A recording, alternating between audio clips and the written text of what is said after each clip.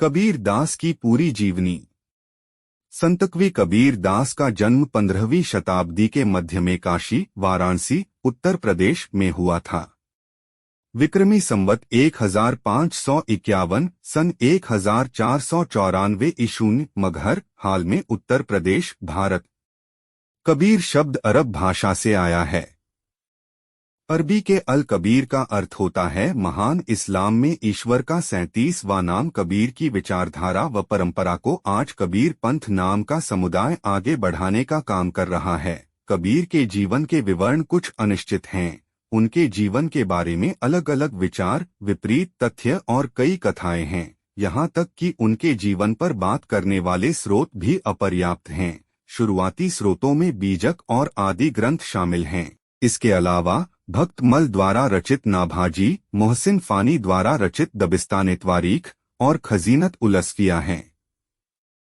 ऐसा कहा जाता है कि कबीर की मां ने उनके जन्म के समय बड़े चमत्कारिक ढंग से गर्भ धारण किया था। उनकी मां एक धर्मनिष्ठ ब्राह्मण विधवा थीं, जो अपने पिता के साथ एक प्रसिद्ध तपस्वी के निवास पर तीर्थ यात्रा करने गई थीं।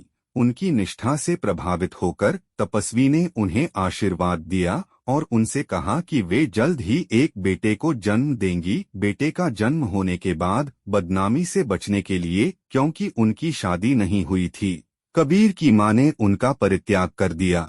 छोटे से कबीर को एक मुसलमान बुनकर की पत्नी नीमा ने गोद ले लिया। कथाओं के एक अन्य संस्करण में तपस्वी ने उनकी मां को आश्वासन दिया था कि जन्म असामान्य तरीके से होगा और इसलिए कबीर का जन्म अपनी मां की हथेली से हुआ था।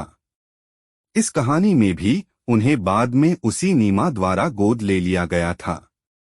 जब लोग बच्चे के बारे में नीमा पर संदेह और प्रश्न करने लगे, तब चमत्कारी ढंग से जन्मे नवजात शिशु ने अपनी दृढ़ आवाज में कहा, मैं एक महिला से पैदा नहीं हुआ था बल्कि एक लड़के के रूप में प्रकट हुआ हूँ। मुझमें ना तो हड्डियां हैं, ना खून, ना त्वचा है। मैं तो मानव जाति के लिए शब्द प्रकट करता हूँ। मैं सर्वश्रेष्ठ प्राणी हूँ। कबीर की और बाइबल की कहानियों में समानताएं देखी जा सकती हैं। इन दंतकथाओं की सत्यता पर प्रश्न उठाना निरर्थक होगा। हमें तो फिर दंतकथाओं की अवधारणा पर ही विचार करना पड़ेगा। कल्पनाएं और मिथक सामान्य जीवन की विशेषता नहीं हैं। साधारण मनुष्य का जीवन तो भुला दिया जाता है। आलंकारिक दंतकथाएं और अलौकिक कृत्य असाधारण जीवन से जुड़े होते हैं। भले ही कबीर का जन्म सामान्य रूप से ना हुआ हो, लेकिन इन दंतकथाओं से पता चलता है कि वे एक असाधारण और महत्वपूर्ण व्यक्ति थे। भाई और बहन, अगर आपको ऐसे ही आध्यात्मिक कहानी पसंद आती होगी तो इस चैनल को नीचे दी हुई काली पट्टी प्रेस करके सब्सक्राइब और लाइक कीजिए। सब्सक्राइब करने के लिए धन्यवाद। उनके समय के मानकों के अनुसार कबीर एक असामान्य नाम था। ऐसा कहा जाता है कि उनका नाम एक काजी ने रखा था, जिन्होंने उनके लिए एक नाम खोजने के लिए कई बार कुरान खोली और हर बार कबीर अर्थात महान शब्द पर उनकी खोज समाप्त हुई, जो ईश्वर स्वयं अल्लाह के अलावा और किसी के लिए उपयोग नहीं किया जाता है। कबीरा तू ही कबीरू तू तोरे नाम कबीर। राम रतन तब पाइये जत पहिले तजही सरी। आप महान हैं, आप वही हैं, आपका नाम कबीर है। रत्न स्वरूप राम तभी प्राप्त होते हैं जब शारीरिक मोह त्याग दिया जाता है। अपनी कविताओं में कबीर ने खुद को जुलाहा और कोरी कहा है। दोनों शब्दों का अर्थ बुनकर है, जो एक निचली जाति थी। उन्होंने खुद को पूरी तरह से हिंदुओं या मुसलमानों के साथ नहीं जोड़ा। जोगी गोरख गोरख करे, हिंद राम न उखराई। मुसलमान कहे एक खुदाई, कबीरा को स्वामी घट घट रहियो समाई। जोगी गोरख गोरख कहते हैं, हिंदू राम का नाम जपते हैं, मुसलमान कहते हैं कि एक अल्लाह ही है, लेकिन कबीर का भगवान हर जगह व्याप्त है। कबीर जी ने कोई औपचारिक शिक्षा प्राप्त नहीं की थी। उन्हें एक बुनकर के रूप में प्रशिक्षित भी नहीं किया गया था। उनकी कविताएं बुनाई से जुड़े रूपकों से भरी हुई हैं, परंतु उनका मन पूरी तरह से इस पेशे में नहीं लगता था। उनका जीवन सत्य की खोज की आध्यात्मिक यात्रा थी, जो उनकी कविताओं में स्पष्ट रूप से प्रकट होती है। ताना बुनना सबहो तज्यो है कबीर, हरि का नाम लिखी लियो सरी। कबीर ने कताई और बुनाई सभी को त्याग दिया है, हरि का नाम अपने संपूर्ण शरीर पर लिख लिया है। अपनी आध्यात्मिक खोज को पूर्ण करने हेतु वे वाराणसी में प्रसिद्ध संत रामानंद के शिष्य बनना चाहते थे। कबीर ने महसूस किया कि अगर वे किसी तरह से अपने गुरु के गुप्त मंत्र को जान लेंगे तो उनकी दीक्षा हो सकेगी। संत रामानंद वाराणसी में नियमित रूप से एक निश्चित घाट पर जाते थे। एक दिन जब कबीर ने उन्हें घाट के पास आते देखा तो वे घाट की सीढ़ियों पर लेट गए और रामानंद जी का पैर उन पर पड़ा और उनके मुंह से अनायास ही राम शब्द निकल पड़ा। कबीर को मंत्र मिल गया और उन्हें बाद में संत द्वारा एक शिष्य के रूप में स्वीकार कर लिया गया।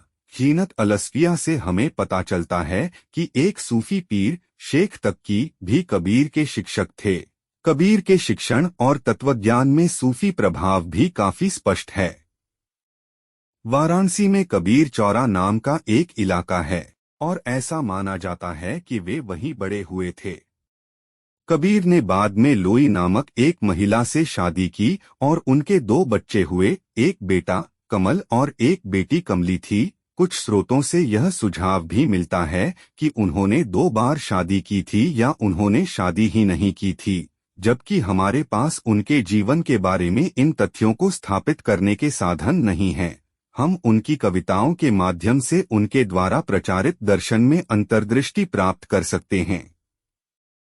कबीर का आध्यात्मिकता से गहरा संबंध था। मोहसिन फानी की दबिस्तान और अबुल फजल की आइनैत बरी में उन्हें मुहाबिद बताया गया है, यानी एक ईश्वर में विश्वास रखने वाला।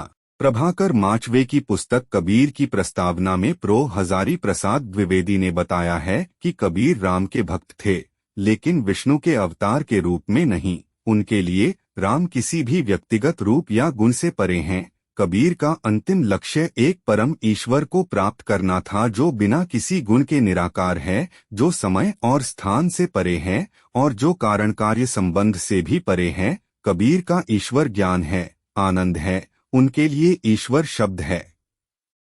जाके मुंह माथा नहीं, नहीं रूपक रप, फूप वास्ते पतला, ऐसा तात अनूप, जो चेहरे या माथे या प्रतीकात्मक रूप के बिना है, फूल की सुगंध की तुलना में सूक्ष्म है, ऐसा अनोखा उसका सार है।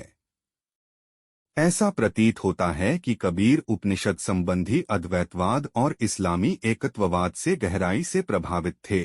उन्हें वैष्णव भक्ति परंपरा द्वारा भी प्रेरणा मिली थी, जिसमें भगवान के प्रति पूर्ण समर्पण पर जोर दिया जाता है। उन्होंने जाति के आधार पर भेद स्वीकार नहीं किया। एक कहानी यह है कि एक दिन जब कुछ ब्राह्मण लोग अपने पापों का प्रायश्चित करने के लिए गंगा के पवित्र जल में डुबकी लगा रहे थे, तब कबीर ने अपने लकड़ी के पात्र को नदी के पानी से भरा और उन लोगों को पीने के लिए दिया। वे लोग निचली जाति के व्यक्ति द्वारा पानी दिए जाने पर बहुत नाराज हुए, जिसके उत्तर में कबीर ने कहा, अगर गंगा जल मेरे पात्र को शुद्ध नहीं कर सकता है तो मैं कैसे विश्वास कर सकता हूं कि यह मेरे पापों को धो सकता है। भाई और बहनों, कबीर दास जी के जीवनी का पहला भाग समाप्त। अगले भाग में हम कबीर जी ने समाज सुधार के लिए किए गए कार्य के बारे में जानेंगे।